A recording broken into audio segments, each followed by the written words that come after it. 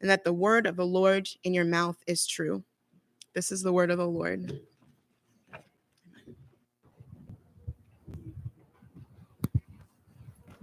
Thanks, Leah.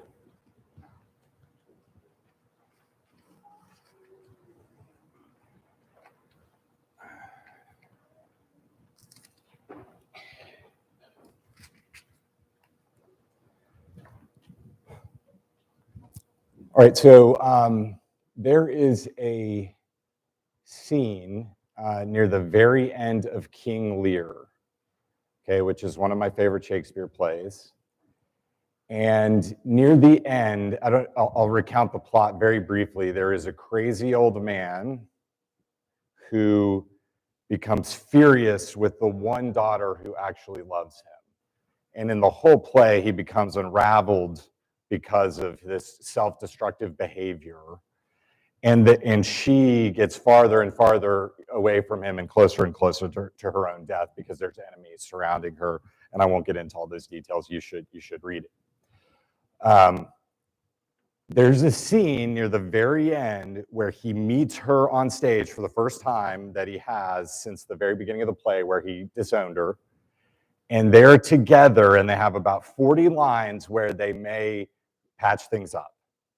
And if you're watching this and you're paying attention, and especially if you don't know the ending, you breathe a huge sigh of relief.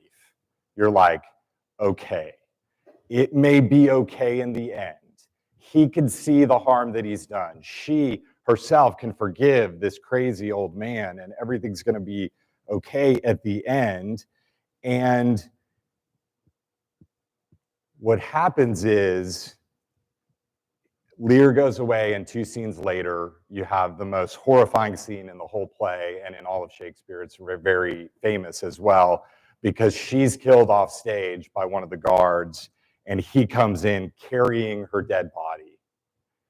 And what I've always thought is that it is worse to think about and to watch when there was the hope of something better. Do you know what I mean? You have this scene, and it's like the calm before the storm. Things will be okay. Everything's going to work out. People can get along. This is all going to be all right. But then terror strikes, disaster strikes, horror strikes, and it is heart-wrenching because you thought things were going to be better, but then they ended up getting worse. And so my question for all of you guys this morning as we think about this passage is this: what do you do when, after God has provided for you, things suddenly get worse? Okay, that is a hard question. All right, I will make no bones about it. It is very, very difficult question, okay? I have experienced a close friend who had cancer, looked like she was going to recover, and then suddenly died very quickly right after that. You know what I mean? And it's heartbreaking. Your marriage starts to improve, then all hell breaks loose, okay? We think that racism in America is softening, right? You get this idea like people are working for good. We've made strides since the civil rights movement. Things are going to be okay. Aren't they better? You know, like you ask yourself that question, and then you turn on the news, and this 18-year-old kid guns down 10 people mercilessly, you know, and you just think, what is going on? Like, we're talking about some of the hardest cases before us, the worst kinds of loss, the worst kinds of national tragedy, the worst kinds of death. And I just have to think, for me, that created a ton of heaviness this week, as I said a minute ago. I have to think that that creates and generates a ton of fear and uncertainty in our hearts. My world's not as stable as I thought it was. The entire world isn't as safe as I thought it was. And it brings about a question that I think we should all face, and that is, to add to that, I think this is one of those cases where if you are a Christian, the weight and the tension gets worse because you have someone to direct your energy to. Do you know what I mean? It's like, well, God, why are you abandoning me? You know what I mean? Why did you allow this to happen? Where were you in the middle of this? Is something that we voice and we have to face. What does it feel like if God himself is ruining your life? Okay, have you ever felt that way? I think as a nation, we feel that way a little right now. And I think individually, in some cases, many of you have felt that way with some of these terrible situations. That is the question the widow and Elijah were asking here. It's the reason I'm drawing your attention to this passage. If you read the 10 or 15 verses before that, there is a drought in Israel, and there is no rain, no food, people are suffering, people are dying. God says, I can't even find one faithful person in Israel, so he sends Elijah to the widow of Zarephath, and he says, there maybe you can find some help, okay? Somebody who is not an ethnic Jew. We're going to go to the outside and see if we can get some help. And when he gets there, she is starving and her family is starving. And so Elijah provides for her. Some of you may remember this story, like from when you're kids, the children's Bible, you know. He says, get all your jars of oil. And he fills them with oil. And it's like this never-ending oil. It's like you'll have 6, 7 years of oil. And so she lives. The prophet goes outside of the land and gives life to people outside the land. And in the very next verse, it's striking. Like in the very next verse, after they have, he has provided for her, in verse 17, after this, the son of the woman, the mistress of the house, became ill, and his illness was so severe there was no breath left in him. You just saved us. Why did you save me? So that I would die. That is a hard question. I mean, that is a very hard question, and it's what they're facing.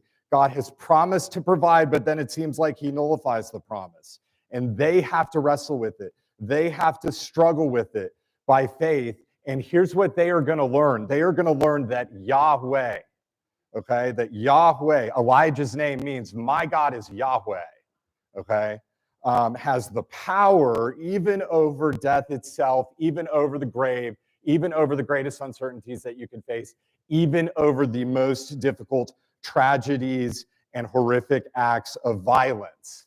And since this God, we've been singing about him, we've been welcoming him into this space all morning, since he has that power, you can sit with the worst circumstances and even find freedom from fear.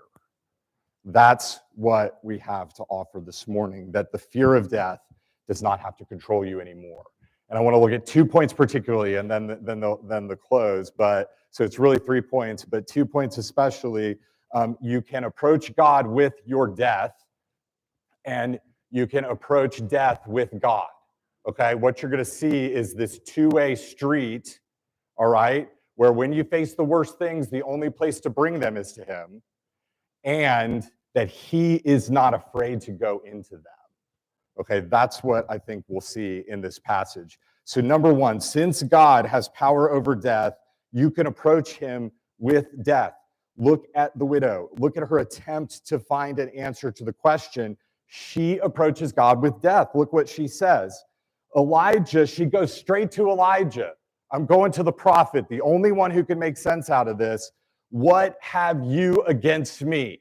Are you trying to ruin my life? And it's not just Elijah, but because he is the prophet and because he is the man of God. Have you come to bring sin to remembrance in me? Have you come to cause the death of my son?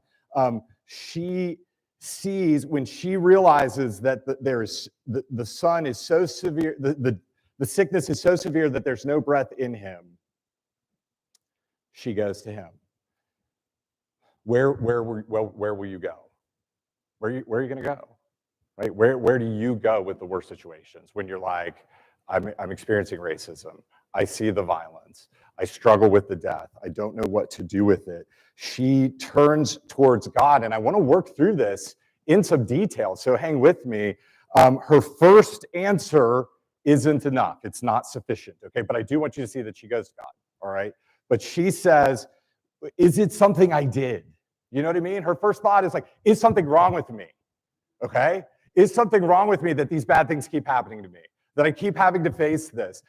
We were starving, and then he was better, and now he's gone. Like, it must be me, right? And there's a real danger in these kind of situations to turn back on yourself and feel like, is there just something wrong with me, that God is against me? And what does Elijah do?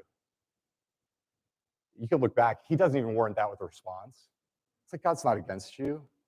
It's not because of something wrong with you. There's no one-to-one correlation between your sin and these events. There's no one-to-one correlation between what's happening. You can't, it's not safe to draw any kind of one-to-one correlation. Jesus shies away from the same thing in John 9. There is, when he's asked similar questions.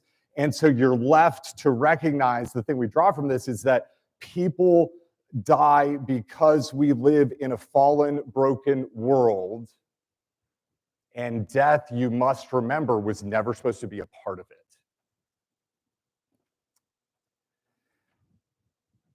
Secondly, I want you to see so that she wrestles, though. She is wrestling with the faith, right? Even though her explanation is sort of insufficient, she keeps God in the picture. It's God, remember, it's the man of God who has something against me. It's the man of God who's bringing my sin to remembrance. And I think her faith is incomplete. I think her faith is imperfect, but she takes death to God, okay? And some of you may wonder, like, is it okay? I've had people, as a pastor, I've had people ask me, is it okay to be angry with God? And I think I even talked about this a few weeks ago, just touched on it a little bit. And I always say yes. I mean, there's two ways, of course. There are two ways that you can be angry. I mean, like, you can be angry with God in a way that you, like, curse him, deny his existence, run away, reject his promises. Like, no, that's not okay, okay? But you could be angry that reality doesn't line up with the promises that he made. That reality doesn't line up with the promises that he made. And then there is a very legitimate and real anger where you're turning to him, not away from him, and you're saying, this doesn't match up. I read Revelation, I read Genesis, I read Galatians, I experience the freedom. I start to see things happening that are good, and then the crisis occurs, and you're like, Lord, Lord, it doesn't line up. It doesn't line up with you. It doesn't line up with who you are as a just God. It doesn't line up with who you are as righteousness. It doesn't line up with who you are as peace, and thinking of all those fruit of the Spirit that we've been talking about. And you run to him and recognize that his promises aren't lining up with the reality isn't lining up with the promises that he's made. See, in that case, you're coming to him with his word. Your complaint makes sense because of who he is. You are having a conversation with him. And you may say things with God that aren't exactly appropriate, right? You may, right? But that's because you believe in him so deeply. And it is okay for us as a congregation to do so as well. Okay, that's what we need. I was struck, one of the men, and Leah read the names of the victims, and I don't have the specific name of this man, but he was a relative of one of the victims, and he got up and he was talking, and that was the first thing he said. He said, I'm angry, you know, and that was striking to me because I felt sad and hopeless, but him even saying that helped invite me in, you know what I mean, to just say yes, yes, yes. It is okay for us to mourn together with those who mourn. And the technical term for that is lament, and it is all over the place in the Bible. Leah prayed a prayer of lament and read some passages. I've made a list, and they are severe, right? Psalm 6:3, my soul is greatly troubled. Psalm 22:1, why have you forsaken me? Psalm 88:18, darkness is my only friend. Okay, these are not verses that you end up like kind of putting on your refrigerator, right? I mean, you don't put those on your refrigerator. Darkness is my only friend. I'm a Christian, right? No, we're like, I know the plans I have for you. My way is made pay for you. No, but like the psalmist lived in a darkness place. Jeremiah, one of my favorite, the weeping prophet. My stomach churns, my heart is wrung within me from Lamentations 1. My anguish, I writhe in pain in Jeremiah 4. My joy is gone, my heart is sick. And anybody remember what Job said? that model of suffering that you could only compare to Jesus and his suffering, he said, it would have been better if I just hadn't been born. Then I wouldn't have had to go through these things. You see how, it gets deep because you start thinking about what the tragedy does is it calls to mind these other experiences that we've had too. Like, why'd that happen? Why'd I have to face that? Why'd I have to deal that? It is okay. What I'm telling you as your pastor and trying to, like I said, shepherd you in this way, it is okay to bring that death to God. It's okay to bring these words of anger to him. It's okay to be as open and honest as a person emotionally before him, to turn your pain and bitterness and rejection and shame to him and to tell him, see, because you're not only telling him that reality doesn't align with his promises, you're also telling him he's the only one who could do something about it, okay? This isn't an attempt to even be convicting, it's just to state the obvious. When something like this happens in our culture, where do you usually tend to go? Yeah, just like Google, somebody who I was talking to called it doom scrolling, right? Where you're just like, I need more. There's got to be another take. There's got to be another article. There's got to be another explanation. There's got to be another person who can help me to understand that. I'm not even saying searching is wrong. One encouragement to all of us would be to get your mind around it, you know what I mean, to enter into it. But God is the one who can do something about it. We're undone by the circumstances, but we trust him as the king over them. We have a real relationship with him right then. And these are very real emotions, so real that sometimes they feel like you are descending and dying yourself. They do. Don't cut that off at the pass. Sit with it. Sit in it. We live in a culture that has forgotten how to lament. Westerners kind of wear black for 2 days, and then kind of go back to work. I mean, there have been cultures in the history of the world where you take a year off, right, when someone dies, we have to recover the lament. So for people of color, I want to say, I cannot understand the embodied experience that you live in. I'm not experiencing this the same way that you are, but I want you to know that I want to understand from your perspective and that I do see this as an act of racism and domestic terror that broke out into death, and to listen and to speak and to seek to understand. So I would encourage all of you guys to lament. And for all those of you who are white, I would just say, like, sit with it and listen to, okay? I'm going to say it again. I don't want it to be another news story, but to see it as it is, which is an attack on a group's right to be persons and to be Americans. Okay, I feel like it's important for me to say that as a part of this. Okay, number 2, that was all 1. I know it's heavy. Are you guys with me? Okay, cool. Number 2, since God has power over death, you can approach death with God. Now, Elijah himself, the prophet, grapples with it as well. I love verse 20, because here's what he does. He says, give me your son. He takes the boy. He touches the boy, which would be unclean. It would not be an appropriate thing to do with a dead body if you're the prophet of God, okay? Don't lose sight of that. He carries him upstairs, and before stretching out on top of him, which is the really weird thing, I'll get there in a minute, he cries to the Lord, Lord, my God, why have you brought calamity upon this son? Have you been the one who does this? He is being tested. He's like, there wasn't faith in Israel. Then I came here. I thought I'd see a sign of real faith. And then you're like taking down the people who could have faith. Like, what is up with that, right? Like, where is faith going to be found? Won't you save at least one person? Like, read the whole Old Testament and see how many times the prophets of God are like, couldn't there be just one? Can't we have one get through? Can't we have one get saved? And the Lord is like, I would save just one if there was one. I mean, to be frank, like, that's what he says over and over again. But there is an advance in Elijah's approach, the sense that I have the sense that he has he works his way to a better answer than she starts with, because he not only approaches God with death, but he takes death directly to God, and he brings God into the death.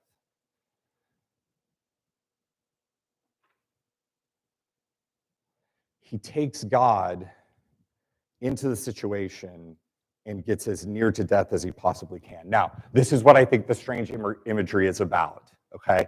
One of the weirdest passages in the entire Bible, frankly, for me. There's some weird ones. The entire book of Esther, we'll talk about it later. There's just books that I just don't understand, okay?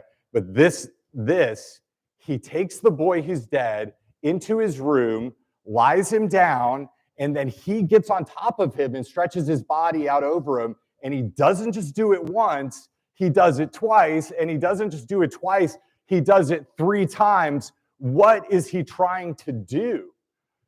Elijah's the prophet. He has been anointed with the Spirit of God. This is what I believe is happening in this passage. He is trying to get God as near as he can to the dead boy. I am bringing God to you. You brought the dead boy to me. I'm bringing God to you and getting as close as I can to you and to the pain and to the suffering, and see how personal it is. Give me your son. And he carries him in his arms and he lies down on top of him and he asks God for his life. Bring your spirit of life and your life-giving power to this boy. And this is what he's saying, and I've alluded to it already in today's service. God cannot be contaminated by death because he has power over it. He can enter into it. He can get near it and he gets near it to destroy it. Okay? I think we have this sense sometimes we think about God's holiness that we're like, God's holiness is over here, and evil in the world and our sin and the fall is over here, and they're just like at war with each other, and they're all equal, right, on equal terms. Sometimes God wins, sometimes evil wins. And we, with our sin and things, if we could just sort of like, make sure, like sometimes it's just like we're trying to keep him at such a distance that it's like we don't want to contaminate him with all that. I don't want to bother you with that. It's too much. It's too painful. It's too horrific. But what we do is we create the situation where it's like God in a box over here and us over here. And where can you go? What kind of help can you get with that? You can't. You can't. As if God were is over there like staying out of it, keeping his hands clean, and just the abuses are down here, right? And man, I will say that's especially hard to see when you see signs of abuses in the church, when you see signs of racism in the church, when you see ignorance or a protection of it in certain areas, in certain ways, at certain places. You're like, let's just separate them, right? Let's just separate them completely. It's almost as if like, right, look, like what do you do if someone has an infectious disease? Okay, we all know what that's like, right? You have COVID, right? You separate the person over here from the people over here so that the people over here aren't contaminated by the thing, by the healthy person. But that's not what's happening here, right? God can't touch sinful, broken, pain-stricken people, because if he did, it's not because they would contaminate him, it's because he would incinerate them. Are you with me? Are you with me? Okay. God can't touch them because of how much more powerful his holiness is over those things. Okay, remember Exodus 20, stay off the mountain, right? Remember 2 Samuel, don't touch that ark, right? Don't touch the ark. Leviticus, the entire book, you can't go into the temple. Why? You risk incineration because it means that he's more powerful than sin or death. But what if he were to make a way to enter into death and only incinerate the death and leave your life and peace and justice behind? What if the God who's so holy that he would destroy any sin that came in his presence said, I'm going to do that, but I'm not taking you down with it. I'm going to get rid of it and leave you standing. That's the hope of 1 Kings chapter 17. That's the hope of First Kings 17. What if there were a way to enter sin, blow it apart, leave righteousness behind? And I'd say the whole Old Testament leaves us wanting that. Okay, and it's tremendously practical. If you think God can't touch death because of death's power, rather than because of his power, you will not be able to face death. And if you can't face death, you can't face reality. Okay?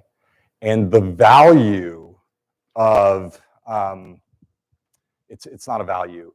What happens in a crisis is, okay, we have to think about stuff that we should have been thinking about all along, but that we've distracted ourselves from thinking of and we've tried to escape from.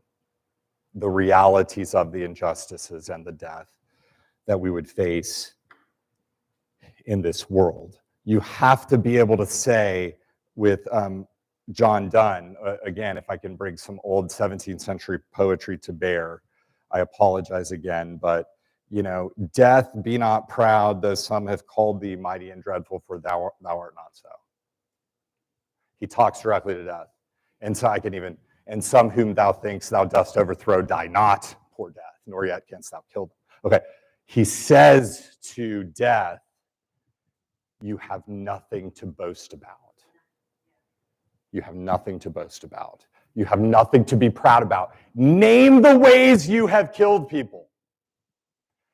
Last week, over the last year, throughout the entire course of human history, and we could make a long list. Okay, we could make a long list of the ways, all right? And what in the power of a God who can enter into death, what we're able to do is we're able to say, those things won't have the last word. You don't take any pride for that. Because on the final day, what's going to happen? You, death, will die. You, death, will die. You, death, will die. And so we can cry out for hope in the middle of the darkest sins that we see around us and that we face. Okay, finally, last point. This is the addendum. Knowing the true God, Elijah is willing to hope for deliverance, and this boy does receive life.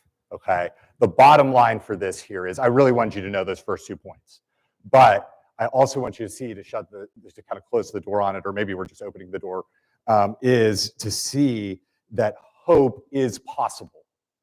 Okay, because for me that's where I am. I'm like, it's impossible to keep hoping, right? It's impossible. I feel powerless. But watch this.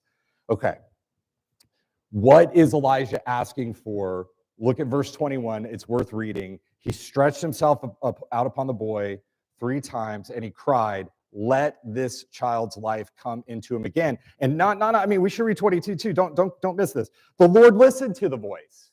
That is crazy. The Lord listened to the voice of Elijah, and the life of the child came into him again, and he revived. See, he noticed what was needed, and it was not a selfish prayer. It is a kingdom advancing prayer. He submits to God's word. He knows that only a resurrection will accomplish God's purposes and make the things that we've said true. Okay, only a resurrection will do that. And God answers his prayer. He's not contaminated by death. He overwhelms death. And I guess what I'm pointing you to is it's okay to say we need a resurrection. Okay, it's okay to say that. It's okay to say that we need life to show up. And I want you to see 2 things about God. He wants to put his power on display through the prophet. Okay, he wants to show that redemption is better than the provision. He wants to show that resurrection is better than creation. He wants to show, as we were praying, it was either before the service or during the service, that there's an entirely new world coming, right? He has forgiven you of your sin and shame, which is amazing, but he's also bringing about peace and a new world order, which is incredible because we're not just hoping in what can happen to ourselves, but we're hoping what happens to an entirely new world and new people.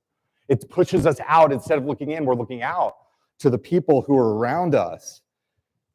And please don't miss this. He wants to address the woman directly and personally. Okay? He loves her. He loves her. He brought the prophet to live in her house. He brought the boy back to life. She may have been content to live off the prophet and those jars of oil for the rest of her life. That's a little bit of a joke. She may have been content. You see what I'm saying? Like, she may have been content to live off the oil forever. And he says, you can't even live off the oil forever. You have to live off of me forever. You've got to keep trusting. Because look, this kid, he is raised from the dead, but then he dies again.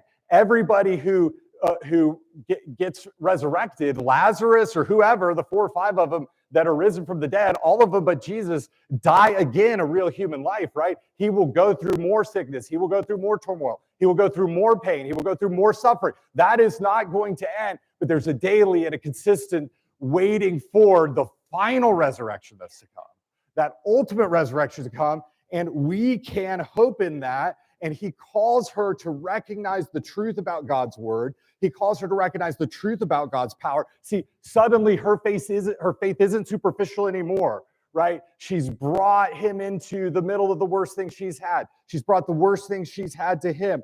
And she has a deep and abiding faith that hopes in a resurrection. I'm assuming for the rest of her life, we don't hear much more about her in the rest of the passage. But think of, man, that just makes me think of Abraham bringing Isaac, right? The author of Hebrews says he'd never seen a resurrection, but he knew enough to connect the dots, right? I think sometimes our lives are like we're trying to connect the dots, and we're like, I've got to look at the ways that he's been faithful in the past enough to know that he can continue to be faithful in the future, okay?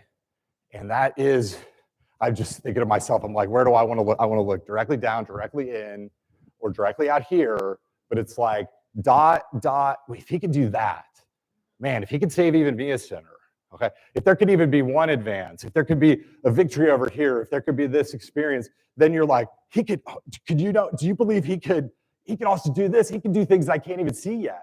And so we are playing this like imaginary picture, connect the dots by faith. That's what you're doing. You're just saying, I don't know how it will happen. I don't know where it will happen. I don't know when it will happen, but I am connecting the dots and following him through to see what kind of resurrection will come out on the other end. Somebody once told me, she said she feels like she's living in a sentence that has no period, okay? Or a chapter that doesn't have an ending, you know what I mean? That's that kind of uncertainty. And we're saying the chapter of this story has not been finished. And Elijah must have felt that way as he looked forward to seeing what would happen next. And I think it was difficult for Elijah to bring God to this woman and into the death that he faces, but it would not be for Jesus. You know what I'm saying? It would not be for Jesus. Okay, Jesus arrived with a mission where he's like, that's what I do. I pursue Gentiles. That's what I do. I heal dead children. You know, that's what I do. I go to the lepers and to the prostitutes and to the outcasts and to the Gentiles. You know, that's what Jesus is like. That's what, like, Elijah, good. Jesus, great, right? The perfect Elijah who has come, right? You know what I mean? He's saying Jesus came to do that, and he walked willingly into death on a cross where he does that movement, where he takes death up to God and he takes God directly. You can't get God closer to death than you do when you get on a cross. Okay, you just can't do it. You can't do it. And Paul tells us that's where we find the power of God. Not a limited, incidental, or provisional resurrection, but a resurrection that would be unlimited and permanent. It would swallow up sin and death in powerful victory. So in him you could begin to hope. In him you could begin to live. And these are the moments where he shows up and love transforms you. These are the moments when you are on the resurrection side of things. And I've said this before. You can't demand a resurrection. Okay? but dying, you can ask for and wait for and look for him to show up in the radical freedom from fear that he brings. So that fear doesn't have to be the end of the story, but we can look for resurrection that's on the way and wait for it. Amen.